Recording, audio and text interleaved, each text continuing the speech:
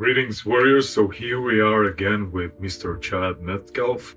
Chad is a retired Navy SEAL who served for the country for 12 years. And today we are going to talk about mental toughness and not giving up. So welcome back to my channel, Chad. Oh, thank you so much. So I would like to actually take some notes from your website and from your book, the free book that you have. And I would like to start off by reading something from the website. My recruiter suggested that I could apply for a waiver in 2 years, but until then, I would have to find something else. I waited 2 years, but this time I had done some research and I knew I wanted to become a Navy SEAL. With my waiver in hand, I enlisted. Many believed I would fail, but I made it through the Hell Week, one rock at a time. I told myself I can make it to that rock. I was determined to succeed. I knew my why. I know we talked about this a little bit, but can you tell for the viewers and listeners, what did that mean for you at that point? Well, in that instance, it actually meant a literal rock, right? So I think anytime you're, something like Hell Week is, I don't know, you could let it get in your head if you thought about all the things that you're gonna have to do to make it to the end of it. Like just imagine staying up for a week and not doing anything. Like that's pretty hard in itself, right? And then you think like, okay, we're gonna, what do you start Hell Week with breakout, right? So they get everybody together, like Sunday afternoon, you've got to be in one of the classrooms and, they order pizza and you're like watching movies and taking a nap and like you're trying to rest, but like you're so amped up, right? Because like this whole thing has been building up to this point. And you're like, okay, it's Hell Week. Like, wow, this is like, if you make it through Hell Week, like you're going to make it. Yeah. Right. And I think there's like things in everything we do, right? If it's like in business, like, wow, if I can get to cash flow break even, like this business is going to work, right? Because the business starts supporting itself, right? So exactly. Like Hell Week was like that. If you can make it past that. If you can make it past that, like you're going to get it. Now, do some people fail after that? Yeah. I mean, some people get kicked out for doing dumb stuff or failing tests or not meeting standards. But I would say if you make it through Hell Week, I mean, you're in the, I don't know what the percentage is, but you're in the 90-something% gonna make it through. So you've got this thing that anticipation is building, and they have breakout, and you've got all the instructors from like all the like different phases are there, and they bring in extra like SEALs to come help, and they've got machine guns with blanks, and they're throwing like smoke grenades and all this stuff, and it's really just like there to like stress you out. Right? Because you're like, they're training people to go to war and they want to know who's going to like crumble under the pressure. Exactly. So they're like just putting it all on. So you've got that going on now, kind of funny backstory. So like Christy and I actually met at the Navy recruiting. She was going to join the Navy, and I'd actually they had like these like meetings for people that were like joining the Navy to go to. And I never went to them because I thought they were dumb. But one day I was like, spent the night at a buddy's house, and I was like, you know what? I think I could go to this meeting, like go to the DEP meeting today. DEP was like delayed entry program. I see. So they tell you they're like mandatory because they want to keep people tabs on you so that you'll actually join. When in reality, whenever you go and sign up to join the whatever branch it is, you're not actually like legally obligated until you go to boot camp and you swear in there. Then you're in. But they want you to operate under the assumption that you're already legally committed to go, so that people don't back out last minute. Right? Yeah. But you're absolutely like not committed to go. I see. So anyway, I went in there and there was this girl sitting there. Dang, what's going on over here? So guy was like, yeah, I'm going to be a Navy SEAL. And she's like, what is that? And I'm like, oh, great. So anyway, got her number. We went on our first date. We went to see Tears of the Sun. You see that? No, I haven't. Bruce Willis movie where he plays a Navy SEAL and they go and do like rescue some people. Maybe I had with my dad. So I was like, it's an old movie. I mean, yeah, it was like 20 years ago. Yeah, so maybe I had, yeah. Did it feel old? But I was like, yeah, that's what I'm going to do. And she's like, oh, cool. So anyway, went to boot camp. She ended up not joining the Navy. Like we got married instead during A school. Yeah. And then, I had an apartment. She came out there, like, we lived together. I mean, during buds, like, you go home pretty much every night. It might be really late and you might have to be back really early, but you can go home most nights. I mean, during Hell Week, you're obviously there all week and a couple other times. And she started working at this preschool, and the lady she worked with, her husband was a SEAL. So I was like, at first you're like kind of intimidated because you're like, man, this guy's like what I want to become. And you go there and like super cool dude, like they were super nice. And like I'd ask him advice, like, oh, what do you think about this? And he'd be like, yeah, like, man, it's just a mind game. Like you just got to get like, okay, cool. That's what I thought. Let's just check it. He ended up bringing her, like, it's like, because people will come and watch, like people in the SEAL community, they'll come and like stand in the balcony and watch Hell Week breakout. Parts of Hell Week. Right? So So he brought like him, his wife, and my wife are standing up in the thing during Hell Week breakout, and it's going, and he's friends with all the instructors. Yeah. They're all his buddy, right? And he's like yelling down, he's like, hey, Metcalf's wife's up here watching. So I was like, are you kidding me? So in Buzz, like, you want to be the gray man, right? Ideally. Like, that's your goal. Like pass everything and just like perform and not get noticed. Oh, right? I see. Yeah. I did not achieve that. As soon as she was there was like a spotlight on me. So it was like, I mean, it wasn't like they were out to get me, but it was like, oh, let's mess with it, right? Because they're all bored, like doing stuff, so they're going to heckling you over that. So you have that breakout, you're doing that, you're doing other stuff, you're like paddling boats around, I mean, I can't even remember all the stuff we did. By like Thursday, you feel like you're sprinting. And I remember, like I saw videos of it, people like recorded it, and it's like, we literally look like zombies from The Walking Dead. Like, that's how fast we're moving. We're like, and not the fast ones, like the slow ones. Like, that's how bad it is. Now, I actually got rolled in third phase because I cut my foot open. But I worked a Hell Week as like kind of brown shirt rollback. So I was like a third phase student, but I helped with Hell Week. So you'd go and like set up water stations and help with like med checks and do things like that. And you don't really realize how bad it is until you watch somebody else go do it. And you're like, oh, we freaking did this. Yeah, that's terrible. But going in, you know, there's a good documentary. It's a Discovery Channel they did. It's about Buds Class 2, 3, 4, and it's like pretty accurate. Like they actually, Discovery Channel went in there and like filmed the whole thing. It actually came out like one of my friends was in it, like ended up being in my really? But I had never seen it. All the like, I'd say 80% of the dudes had already seen it and like studied it, and I'm just like freaking. I don't know. People were like, "What, did you live under a rock or something?" Like I literally like got books at the library. Like there was an internet back. Like the internet was just starting to be a thing, and like at our house, like we lived kind of in the country, not far from here right now, probably like 10 miles from where we are now. And our internet, I mean, it would take like 5 minutes to load a web page. Oh wow. So you know, I had books from the library, and that made me curious. What year was it? That was like 2004, 2001. I joined in 03, so it would have been like 01 to 03 kind of time frame. So I mean, we had cell phones, but they weren't smartphones. I mean, the iPhone came out like in my first platoon, and I had like a BlackBerry and an iPod. The guy came in, he said, "Oh, check out this new iPhone." I'm like, "Let me see." Yeah. That's legit. The big BlackBerry. Yeah, the big BlackBerry thing. Yeah. But so everybody else has seen this video. And I'm like, man, I wonder what we're doing next. They're like, oh, we're probably doing Steel Pier next. And I'm like, the heck is that? They're like, you never seen them be? And it's like you go and you like get in the water, freezing cold, and then you lay on this steel pier. So it's like, imagine, you know, if it was, I mean, it's not cold out here right now, but imagine if it was like, you know, 50 degrees out here. Yeah. And you went and got in an ice bath. And then you laid on my tile right here, and I just sprayed you with a water hose. And we did that for like 6 hours. Continuous. Like that would suck, right? So that's what it was. But I was like, man, I don't know what that is. But they already like knew. Like they knew all these bad things that were coming. Me, I'm just like, don't even tell me. I don't even want to know. Like, I'm just gonna make it to that, whatever it is. Like if it's a rock, if it's, you know, freaking a log over there, like I'm just looking at that thing 10 feet in front of me, and I'm gonna just make it to that and do the best I can to get there. Whatever thing we're doing right now, I'm gonna just try to do that the best I can. And before I knew it, it was Friday afternoon, and we were done with it. Wow. So that's a long answer to how did you that who taught you? Nobody really taught it to me. I mean, maybe somebody did. That's just how I freaking broke it down in my mind. I remember when I first checked into Buds, like, I mean, I say I was like, okay running. I was a decent athlete, but I'd never done like distance running. I'd done a 1.5 mile run because that's what the screen test was.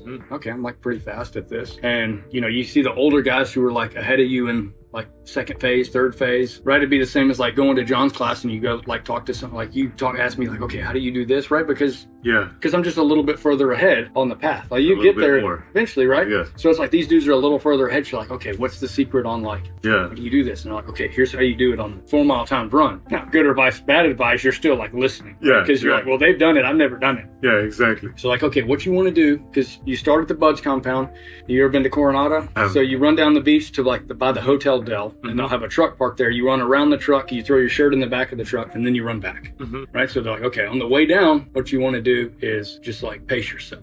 Just like get down there, try to kind of stay with everybody, and then on the way back, start like catching people. Like, just try to catch that guy in front of you. Okay, and then get up there, try to catch the next guy, and just do that. So I think your times, like you had to run like 32 minutes in first phase, 30 30 minutes in second phase, or 32, 31, 30 for your phases to pass. So I do that like the first one, I'm like 29 minutes, not even breaking a sweat. Well, it's like, okay, that's interesting. I just like would do that. And I'd run somewhere between 28 and 29 every time without breaking a sweat. Wow. Right. And then, I went to like roll when I got hurt. They cut my foot. We went to rollback run. We started doing sprints, and I was like, kind of fast. It's like, and me and one of my buddies was he's like, hey, you want to just sprint this one the whole time and just see how fast we can run? I'm like, sure, I'm in. So we freaking just take off. This time, like, there's nobody in front of us to catch. Me and him are in the front. We're leading the thing. Yeah. So we go and come across the finish line, and it's like 25:52. Wow, that's pretty fast. Yeah. I didn't know I could do that. Yeah. Then there's a dude in my class who was like pretty fast. He's like, oh, y'all, you think you're all freaking fast because you freaking did that? He's like, next week we're racing, me and you. Okay, dude. Like, whatever. So, and this dude, like, he's fast. He's a big dude too. I mean, how fast this guy was. So we go, and again, like I think we talked about it before, like sometimes like you can be hard or you can be smart. I always try to be smart. Exactly. I mean, that doesn't mean I'm always smart, but that's what I'm trying to do. So I just like got behind him. I drafted off him and ran in his footprints, right? So I just stayed right there with him. The last 100 yards, I pulled up beside him and I said, see you later.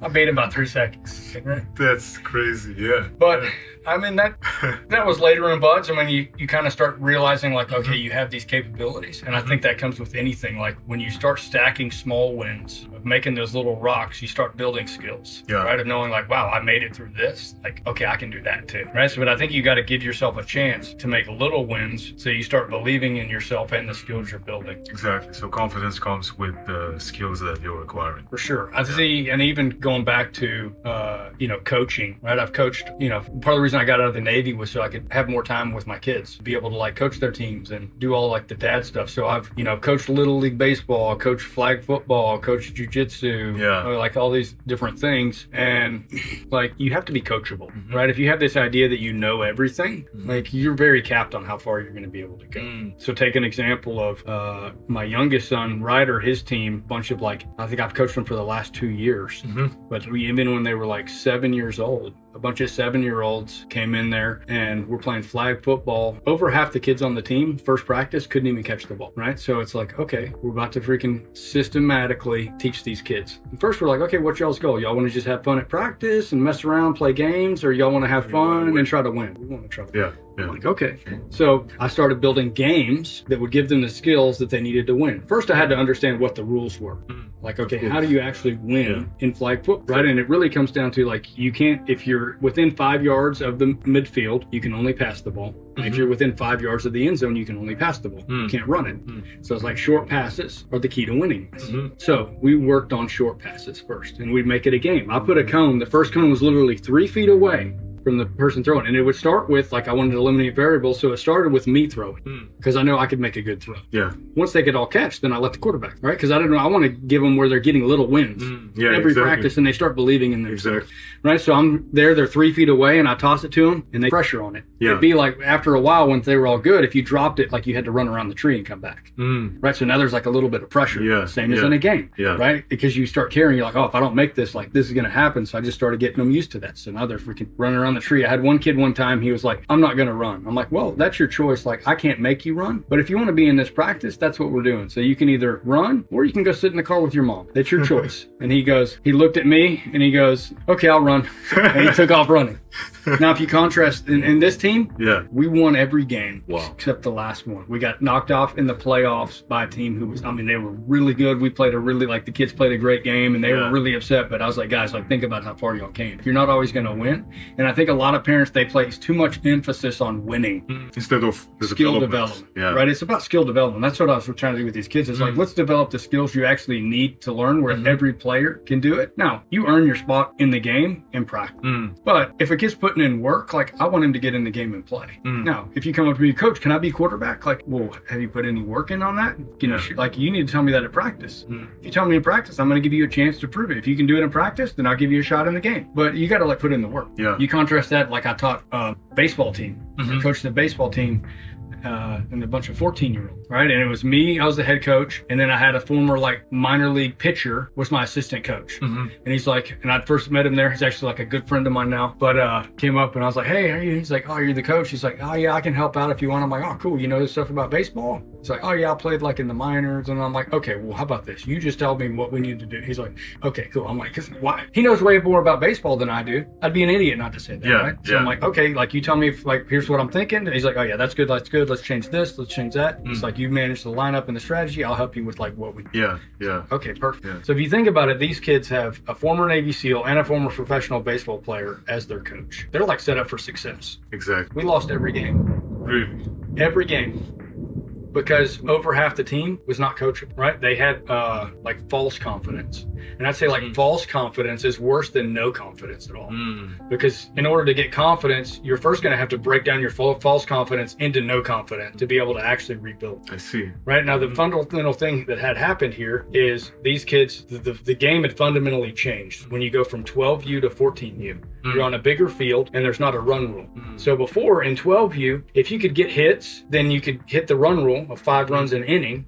Then you go out on the field. If your defense is terrible and your pitching's terrible, well, they can only score 5 runs on you. So if you can stop them 1 inning on defense and you can swing your bats, you will win, right? Now, when you go and it's a bigger field and there's no run rule, now your pitching and your defense becomes the most important thing. So it's like we had kids who were like, oh, I'm a good pitcher. And I'm like, well, you need to work on throwing strikes. They all want to throw curveballs and knuckleballs and all these things. They're like, dude, throw the percentage pitch. Because if you walk them, like we can't defend against a wall, right? So we did that, and like Wyatt was like, the kid's a phenomenal pitcher. Like if he wanted to pitch, like the sky's the limit. But he just like, he's not that interested. And you can't make, like, I can't win it for him. He has to win it for us. Exactly. But he'd get out there and we're like, all right, dude, you want to lose every game or you want to pitch today? He's like, all right, I'm pitching. And he'd get up there, like one of our last games, he's all right, Dad, I'm tired of losing. Like, I mean, we had some good athletes on the team, but it's a team sport. So he gets up there and he's pitching, and he was pitching a great game, and we're up 12-0, right? Because we could swing the bat. We get up 12-0, and he's like, Dad, my arm's starting to hurt. I'm like, okay, well, I'm not going to make you pitch if you're hurting, but if you want me to pull you, I'll pull you. But I can't put you back in. Like, it's rules. Like if you pull a pitcher, you can't put him back in. So I pulled him. We lost 13-12,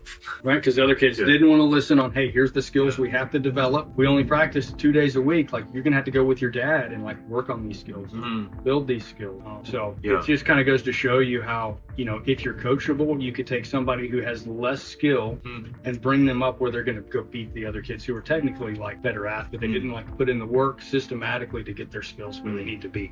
Adversity creates mentally tough people, and resilient people can beat the odds. When I went to Buds, I was 135 pounds. I never really run further than a mile, and I never swam in the ocean. There were Olympic caliber elite athletes there with me, and in the back of my mind, I was thinking, how am I going to compete with these guys? By the end of the Buds, I was winning the 4-mile time trials. This happened for 2 reasons. First, I improved my skills. I got stronger and faster. Second, everyone faster than me quit during Hell Week. I played lots of sports growing up, and while I was blessed with athletic ability, I was always much smaller than the other kids. So I had to work twice as hard to earn my spot. This built my resilience and helped me become mentally tough, preparing me to make it through Buds. We already talked about this. However, what I want to point out is the fact that you mentioned you were 135 pounds, right? And you were always smaller than the other kids, and you had to put in the twice as much as work and so on.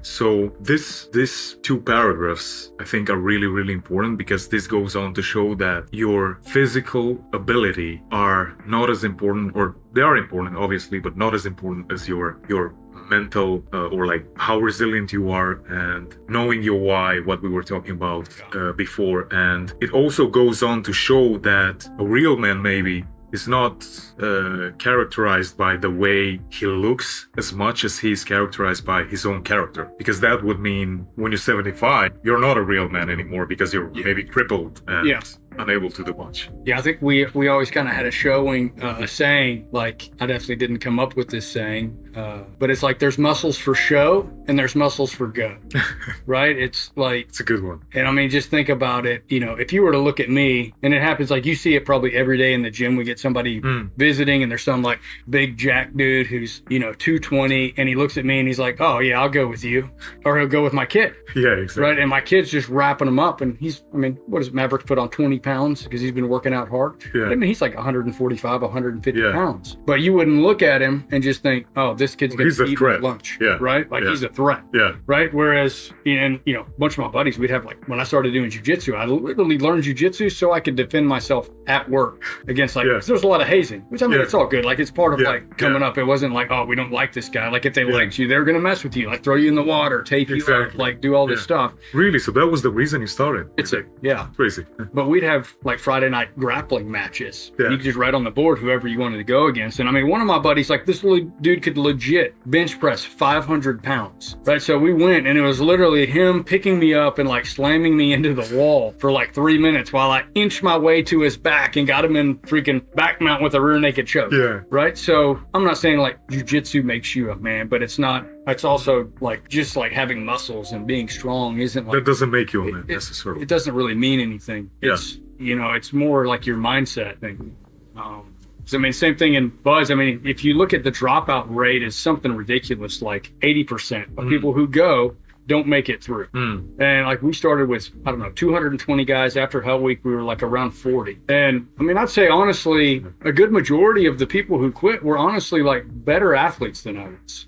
And you don't even have to, like, you have to be able to meet the standards, of course, and do all those things, and you will get better by doing it. But I would say anybody who's played even high school level sports has the athletic ability to do it, but they may not have the mindset to do it. Right? Because I think so many people, and especially young people nowadays, but not even nowadays, I think in general, young people are so fascinated about building the body, for example, right? Or they're so fascinated about the outside looks. And that's kind of the image of what a real man or an example of a real man looks like. Whereas that is a part, of course, but it's not the only part, and it might not be the most important part either. No, and I would say, you know, if you're a kid and you're doing this, like working out and doing those things can help you build both. Right? But it's, you know, people, I don't know, I think you kind of have to go back to your why. Like, why are you doing this? You know, if your thing is like, oh, I want to, you know, be fit and do these things so I can put pictures on Instagram. Like, I mean, at the end of the day, like, who really cares? Yeah. Right? So I'd say, I mean, it's why you're doing things. Comes down to it for a lot. 12 years later, I left the Navy. For the next 3 years, I chased my PGA Tour dream. Money gained, money lost, excitement, disappointment, failure. I ran out of money for the first time. Public speaker, sponsored athlete, 5-star Uber driver, whatever it takes. Failure. I ran out for money for the second time. Security contractor for 6 months. I had some money, but skills were diminished. Rebuilding skills better than ever. Misqualifying by 1 shot. Missed my card by 3. Failure. I ran out of money for the 3rd time. Family meeting. It was time to move on. My family had sacrificed long enough, and we couldn't keep this up. 100 job applications, no job, failure, depression, doubt. Where was the confident kid who made it through Hell Week? He was gone, and I was sitting around feeling sorry for myself. After a couple of weeks, I snapped out of it. Or maybe my wife snapped me out of it. This goes on to show to me, Chad, that once you conquer a monster in your life, that doesn't mean that monster cannot come back. So you always have to, and you actually talk about this in your free ebook. You always have to guard your mind or your soul, and you always have to be on guard for that. So even after you made it through the Hell Week and you've been in the Navy for 12 years, well, people might think like, well, he's undestructible. These things can come and they can. I mean, I think you've got, you know, on the spiritual side, right, of the Bible, it talks about putting your armor on daily. Right? Because the enemy's a roaring lion out to get you. So, I mean, even outside of that, like, life is hard. And anytime you go from one thing where you've excelled at, like, you can take some of that to help you, but you still have to, like, rebuild yourself. Like, you're starting at zero. And, like, you have to get to the point where you can accept that to do it, which is not easy. But I mean, honestly, like playing professional golf is the most stressful thing I've ever done in my life. Because like, honestly, like I didn't really like worry about like dying or stuff like that. Maybe it was in the back of my head, but I knew if something happened, like my family was taken care of, right? With this one, you got to go and go, hey, you got to shoot 65 today to pay your mortgage. You're like, imagine if you're like, hey, today you're going to go compete in this tournament. And if you don't submit in everybody in under a minute, then sleep outside. You sleep outside and your family starves, right? Like it's just your life just got your tournament just got a lot harder because not only do you have to go execute in a thing that was already hard, now you have this other thing in the back of your head where you mess up a little bit, like, oh, here we go again, right? And I think what can help a lot of people is realizing that like success is not instant, right? We live in a world of like social media and instant gratifications where, you know, our kids and us see people's highlight reels. And what you don't realize is like all the work that went in to make that possible, if it's even true, right? Exactly. So people might see like a video of Maverick, you know, I think I posted one where he freaking just waxes this dude. He's like a 25-year-old man. And Maverick just completely dominated. So what you see there is a kid who's athletically gifted, who's just kicking somebody's ass, right? What you don't see is what it took to transform him into that when he was 13 years old, like crying after class, didn't want to go, was getting crushed, and he just kept putting in work in the mats, on the gym, like training his mind, giving him little accomplishments. And then one day he like caught somebody, and then he started like it clicked. He like started believing in himself, right? And I think that's, you know, kind of with golf, you know, it was a grind. And I think anytime you go for like a big goal, right? Like that's a pretty like crazy goal. Like, okay, like, I mean, I wanted to play golf. Like I was playing golf before I joined the Navy. I was going to go play college golf. And then I did the Navy, and you're like, okay, well, I haven't even really practiced in 12 years. Here and there a little bit, but going like, okay, I'm good enough to do that. Like, I mean, it's kind of a crazy thing to do. But you live one time, like, why not go for it? But I mean, I learned a lot just kind of going through that, pushing through, like, you know, running out of money the first time, and then, okay, what do I got to do? I had a buddy call me. He's like, hey, Chad, you want to do some public speaking engagement with me? I'm like, no, absolutely not. You know, because I think it's, it was Jerry Seinfeld, maybe, comedian. I heard him say, he's like, you know, most people, their number one fear is speaking in front of people. I was about to ask you, was it because of the fear of public speaking, or because you thought, I don't have anything to say, which obviously wouldn't have been true? I mean, maybe both, right? Or I don't have the experience, or... I mean, I've been an instructor, so I mean, I taught SEALs and stuff like that, but this is a different thing. But so number one fear is public speaking. Number two is death. That means at a funeral, somebody would rather be in the casket than giving the eulogy. You're like, oh, that's, when you put it like that, okay, that's ridiculous. So I'm like, no, I don't want to do it. And he goes, well, I thought you said you needed to make money. He's like you'll start off small, but how does like $3,000 an hour sound? I was like, $3,000 an hour. To go do a few. So I'm like, okay, like, tell me what I need. Like, what do I need to say? He's like, you just need to go out there and like tell your story and like just like be real. Like, I gave you some bullet points. So I went and like did it, like and in this week we did a bunch of them, like started at like a high school, and then some different sports teams and some businesses, and then went to University of Alabama, and I spoke to all the sports teams there. Outside of football, like Nick Saban, like you got to like work your way up to get to football. Like I wasn't even trying to be a public speaker then. I'm just like, I'll come tell you, hopefully it helps you. But I did that. I had several out of that. I got some sponsors. One guy came up to me and he goes, hey, that's like the best motivational speech I've ever heard. How long you been doing this? I said, first time. He's like, no, really. I was like, no, really, first time. He's like, oh, I want you to meet my buddy, Frank. And it's like, okay. He's like, oh yeah, he lives in the Woodlands. So I went and met his buddy, Frank. Dude sponsored me, super nice, like friend of mine now. So he sponsored me, and then I'm like, okay, I need to make more money. But again, I'm using that money well. I'm not staying at nice hotels. I'm like staying at Motel 6. Freaking roaches crawling on the floor. It's like $40 a night. I'm like, how can I squeeze out as much as I can out of this money? And then I was thinking, all right, this Uber driving work. I'm like 5-star Uber driving in between practicing and like whatever it takes.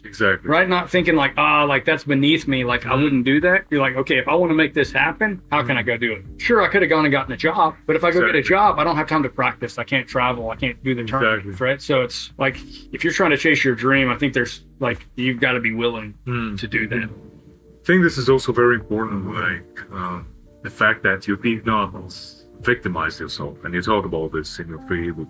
Don't victimize yourself and take responsibility, because then that means you're in control and then you can change things, right? Because I think there are so many people who maybe they're in a spot in life where they feel depressed or they feel they're not capable of doing much. They go from failure to failure, but then they start victimizing without taking responsibility for the things that they can control and focusing much on the things they cannot control. Yeah, I think it's very easy to do. And I think one thing, that helps me with that is, growing up, like I played I was homeschooled. So, I played some team sports when I was younger, but I played a lot of individual sports. And when you play an individual sport, coaches there to help you, your parents are there to help you. But at the end of the day, like, it's on you, whether or not you succeed or fail, right? Like, you have to go out and perform. It's not like, well, I was on the bench, so I couldn't do anything, or, the quarterback was terrible. Like, those things may be true, but like, you're taking it all out of your own hands. Like, whenever you play an individual sport, I think you're more forced into that, getting out of that victimhood mentality faster. Not that you can't do it in the others. That's just like my own. But the victim, you could think about it like in business. After business school, we had our startup and like we were killing it, and then COVID hit, right? And essentially like wiped us out. And again, like, you might go through a period where you're like just feeling sorry for yourself sitting around, but eventually like you got to snap out of it. Have somebody, like a good friend or somebody, like good wife, like tell you like, hey, you got to do something, like freaking get off your ass and go do something. Right. And you got to be like, you might be pissed at first, but you actually have to like listen to what people say to you. Exactly. And be like, you know what, they might be right, and then like adapt that and go, okay, well, what did I learn from this, and how can I learn from it and move past it? Yeah, it's amazing that you shared it with us also story like Maverick, because people see, like, now when they see him, they only see success on the mats when he's fighting, right? But then they cannot see, or they don't know all of the work that he's put before, all of the the blood, tears, what is that, right? And I think this is very important, because people like to only, put the best of themselves on the social media usually, right? Only their successes and so on, without showing or without talking about their failures or about their struggles. And I think they also, at least for me, they're not very relatable, because I feel like they're only from success to success, whereas I have and had so many failures that, I feel that sometimes they're, it's just, they seem too perfect, and it seems like... Yeah, and I'd tell people, I bet if you actually reached out to those people, if you could get a response to them and you say, hey, what did it take to get where you are? They'd be more than happy to tell you. If they're truly successful, like, they'll be like, dude, like, it was work. But like most people, like, people will say, oh, what do I need to do, like, to make I'm thinking about doing this business. Like, what do I need to do to make this successful? And some people, like, I won't even tell them, because I'm like, dude, like, you can't even like handle like what you're going to have to like put in. Not knowing his place, something like that, what you mentioned before. But, think about like, starting a business. Right? Like, who doesn't want a business that has like passive income and make some money so they can just do whatever they want? Like, everybody wants that, right? And I had this conversation with Maverick the other day, and I said, okay, well, what do you think it actually takes to make that happen? If you're going to build a system that can make you money so that you can really do the things you like love to do, which freaking, I think that's everyone's goal, right? Of course, right? So that means for a period, you're going to have to do what other people aren't willing to do, right? So you're going to have to sacrifice now to maybe reap the rewards. There's no guarantee. But that means you go start a business, like, you're working 100 hours a week on this. I actually want to get to that. Right. So you're like, you're doing it smart. Right? You got a plan, and then you're going out and executing, and you're putting in way more work than you would at another job. And honestly, for way less money in the beginning. But if it works, like, you've built something. Exactly. But it's like, a lot of people think like, okay, how can I go do something for 5 hours a week and replace my income and live free? And I don't think it exists. They basically want that security that they have at the job. Now, if anybody knows this method, please tell me. I'll be very interested. Tell us. Like, we'll freaking go do it right now. I'll stop what I'm doing. But there's a saying in buds, and I think it pretty much applies to everything, is everybody wants to be a frogman on Friday, right? So that means when it's Friday and the work is done, everybody wants to be able to tell somebody they're a Navy SEAL, right? I'm gonna go and like, if guy's motivation is like, oh, I want to be a SEAL so I can tell chicks that I'm a SEAL. That's not a very good motivation, because you could, and many people do, just say, and the thing is, like, most SEALs probably wouldn't even tell you anything. Exactly. But it's the same in like, everybody wants to be an entrepreneur until it's time to go put in 100 hours of work and you might not get anything in return. In fact, you might lose money on it. Right? So it's that same mindset. I think most people who are professional athletes, special operations, stuff like that, where you've had to like do something really hard and accomplish that, like you have the mentality to be an entrepreneur. You just need those skills. Right. And I think all these skills can be learned, but the first part of it is like understanding that all these like feelings and like, oh, I'm failing at this, you know, I'm nervous whenever I go do this. Like those are all normal things. Everybody does it. Even like Michael Jordan. I guarantee you, like, he was nervous before games. Guarantee you. Yeah. All your skills, like, we're all just regular people that just, like, did something. Yeah. Amazing. This leads me into the last part that I wanted to bring it up. I needed a new skill, or rather, I needed to learn how the skills I knew could be used in business. I needed to learn a new language. I needed to learn a new skill set. 10 months, 20-hour days, no sleep, no rest. I gained the skills. Hard work, attention to detail, persistence. I finished at the top of my class. MBA, 15 job offers. What a change a year can make. This goes on to prove that you can actually change your life in a short period of time if you're willing to put in the work. Just what we talked about so far. Yeah. And it all starts with knowing your why and having a strong reason to do it, right?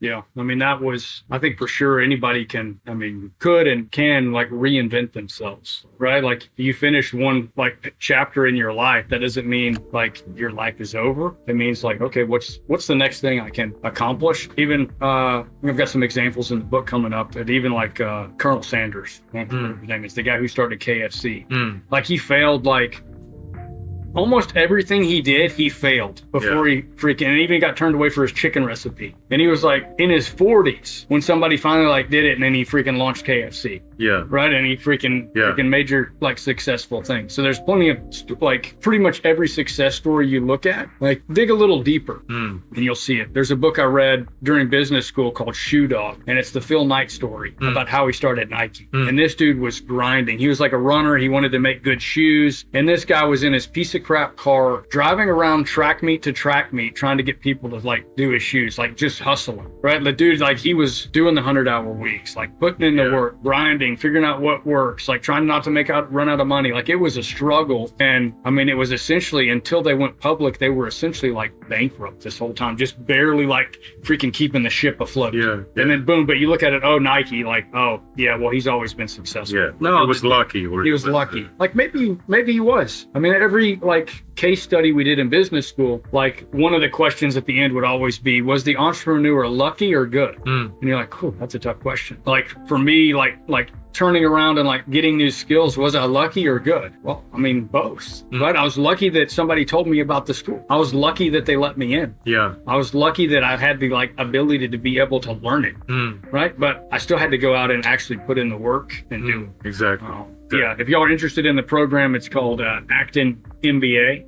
Acton School of Business is the name of it. And then the K through 12 program they have is Acton Academy. I think there's about 300 worldwide schools. Also, tell the viewers a little bit about your... So I've got a book coming out. It'll be on Amazon. I'm almost done. I'll probably finish the last chapter and conclusion probably today. Then I got a little bit of editing and formatting to do. And then it'll be up on Amazon. My plan is mid-July to early August, it to be live on Amazon. So if you follow me on social media or subscribe on my website, you'll get notifications when that comes out. But essentially, it's taking all the stuff we've talked about today and looking at, how do you build mental toughness. So it's kind of an ultimate guide to mental toughness. But we'll go in there. We're going to start with your why. We're going to look at like how you get the knowledge you need. Then we're going to look at the 2 mindsets you need to actually take that knowledge and turn it into skill. And then how you can start seeing failure as the ultimate feedback.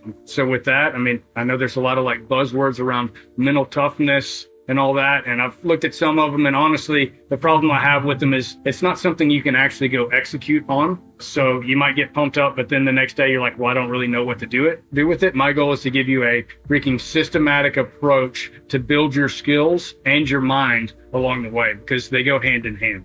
Yeah, there you have it, guys. Again, all of the links are going to be in the video description. And thank you so much, Chad. And see you guys next time.